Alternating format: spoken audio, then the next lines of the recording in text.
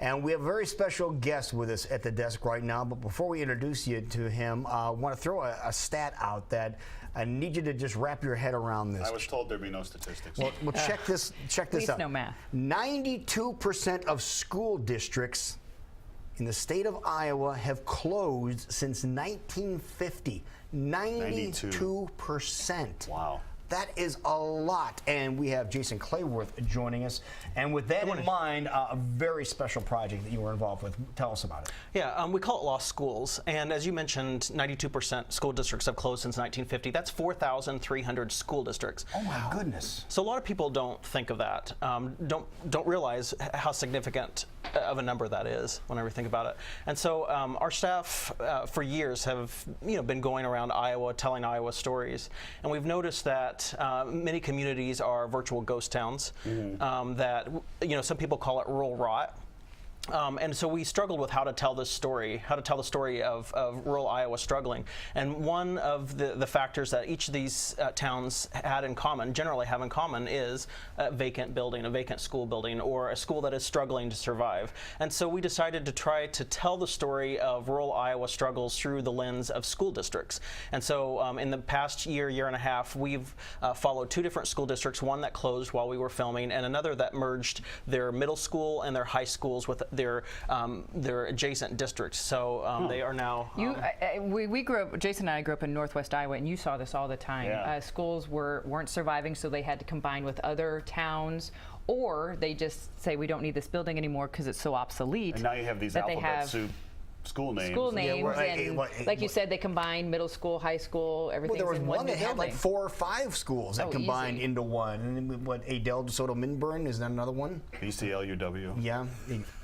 It's not uncommon. In fact, it's quite common for these mergers to happen. And it really is a combination of factors of what's going on. And that is Iowa's demographics are changing so drastically that there really isn't enough children to fill these schools up. If you think about it, farms used to be very large, very small, and you had large families. Now the farms are very large, and you have fewer children, and so that really is a factor. Good transportation is a factor in this. In the late 1800s, schools were every 2 miles because children had to walk. That was their mode of transportation. And you still see those old white school buildings out in the middle of nowhere in the country. Right. They remain, but obviously they're not used. Yeah, this is what happens to a lot of these buildings.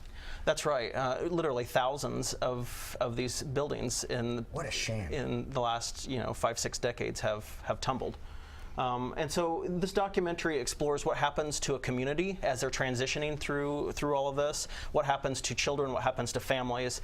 And so we look a little bit more closely at this. And then the documentary also explores what some towns are doing to try to keep their schools going, what some towns are doing after their schools close, how they're surviving. It provides a few possible solutions for towns to look at. And my hope as a journalist is that it generates conversation about what we believe is a really important topic. Well, there's some communities, the school is their foundation. Like, that's their pride of their community, and that's the where they send their kids, and it's close to home, and now they have to get them on a bus and send them to a completely different community, and it upsets people. It does. And what we found in our work was that, generally speaking, it was the adults that had the most problems with this, because they not so much the students. The students really adapted really well. But whenever the adults stopped to think about this was their hometown, their school. This is where I went to school. I've been in that building. Exactly, because it's such deep ties to these folks, and they see it as a death. They could go through a grieving process of saying Never goodbye. Thought about that, yeah. And so these were the hubs of activity in their communities, and to say goodbye to a district is very difficult. Now, is there anything they can do to stop it? There's really not, is there? Well, some districts, and you'll see this in the documentary, some districts are exploring sharing superintendents. They share classes, they share teachers, they whole grade share, which is one of the districts that we were following or had followed. And that helps them financially. And the district that closed actually started their sharing agreements clear back in 1980. Wow. So it helped them survive for decades. It really did work. But but ultimately, the financial crunches and the educational mandates that they have is just ultimately too much for the district to hold on. Now, when you guys were running around checking out all these different buildings and communities, were there ever any buildings that were able to be repurposed for some other business, for example, that is thriving, or are they all struggling? No, well, it's rare. Rare, but it does happen. There are some that are being used as thrift stores. Some have personal businesses in them.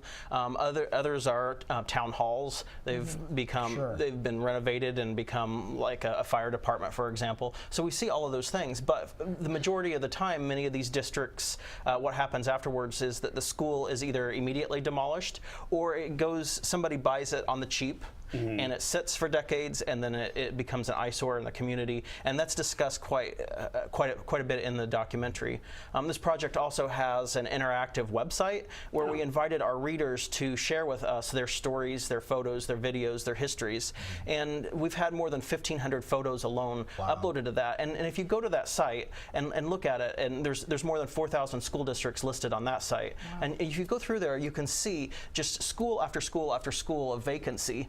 And some of these schools, nothing is left but the foundation. So you can really see what's happened across Iowa. It's searchable. You can type it in by map, by county, by city, by county, by the name of the school, and you can search this. So, all right, and a couple of different ways to see this. Absolutely Varsity incredible. on Sunday. You have a chance to see it ahead of time. Varsity Theater on Sunday at 4 p.m. and then over on Channel 11. On the 22nd of October. So I think it's a story a lot of us can connect with, especially if you grew up here in definitely. Iowa. Well done. Good job, and we'll look forward to seeing what it all looks like. Thank you so much. Thank you. Thanks, Thank you so much.